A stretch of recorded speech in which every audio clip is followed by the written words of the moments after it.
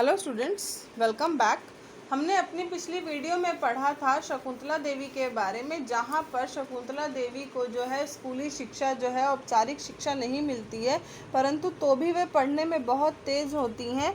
जिसके बाद उनके पिता को पता चलता है कि उनकी बेटी की प्रतिभा क्या है जब वह लोग ताश खेल रहे होते हैं, जिसमें शकुंतला देवी जो है वह अपने पिता को बार बार हरा देती हैं।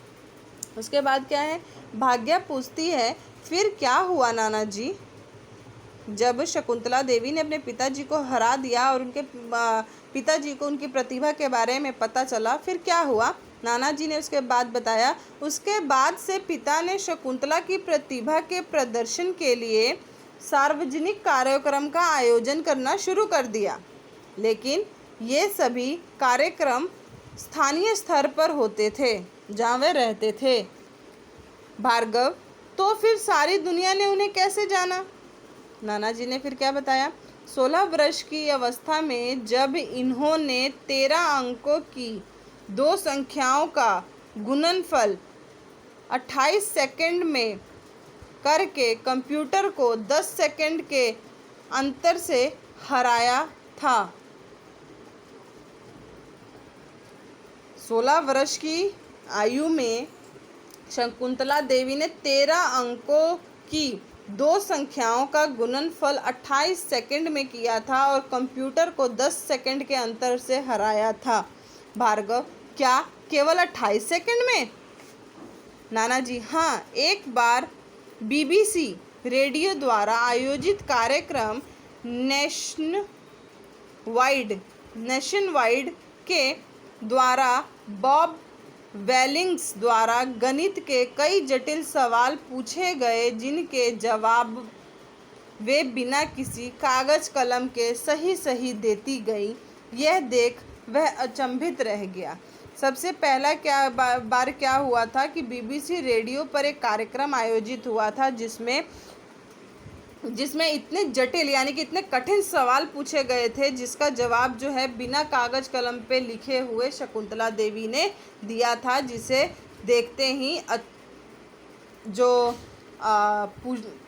बॉब वेलिंग्स था वह चकित रह गया था। इसके बाद तो शकुंतला देवी ने पूरी दुनिया जो थी वह परिचित हो गई थी। देश विदेश में उनके कार्यक्रम आयोजित होने लगे। उन्होंने 50 से अधिक देशों की यात्रा की और कई शैक्षिक संस्थानों, थिएटर्स और टेलीविज़न पर गणितीय क्षमताओं का प्रदर्शन भी किया था।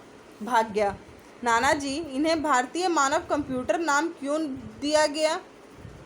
नाना जी अब बता रहे हैं। सन 1977 में अमेरिका के डाल्स यूनिवर्सिटी में सबसे तेज़ कंप्यूटर यूनिवैक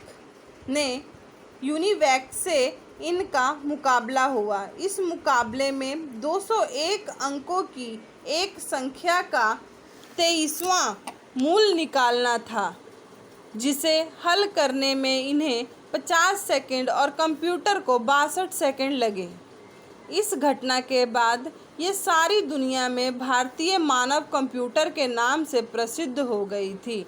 इनका नाम Guinness book of world record में दर्ज है और सन 2013 में गूगल ने इनके सम्मान में डूडल भी समर्पित किया था।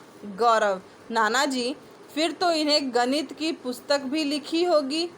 नाना जी, हाँ, इन्होंने कई पुस्तकें लिखी। Fun with numbers, astrology for you, puzzles to puzzles you और मैथेबिलिटी जो थी वह उन्होंने लिखी थी। गौरव, नाना जी, भार्गव, नाना जी, ये ज्योतिष भी जानती थी? नाना जी, हाँ।